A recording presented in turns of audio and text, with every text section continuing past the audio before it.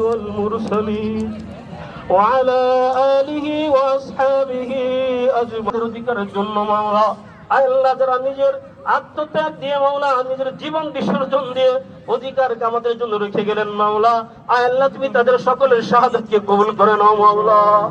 ইয়া রাব্বুল আলামিন মালিক আল্লাহ তুমি তাদের সকলকে জান্নাতের উচ্চ মাকাম দান করো মালিক আল্লাহ তাদের পথ ধরে যাতে আমরা আল্লাহ জালিমের জুলুমের প্রতিবাদ করতে পারি সেই তৌফিক দাও মালিক আল্লাহ আমার বাংলার জমিনে যাতে তারা কেউ শোষণ না করতে পারে মাওলা আল্লাহ বাংলার মধ্যে যারা কেউ জুলুম করতে না পারে মালিক আমাদেরকে সেই প্রতিবাদ করার তৌফিক দাও মাওলা ইয়া রাব্বুল আলামিন মাওলা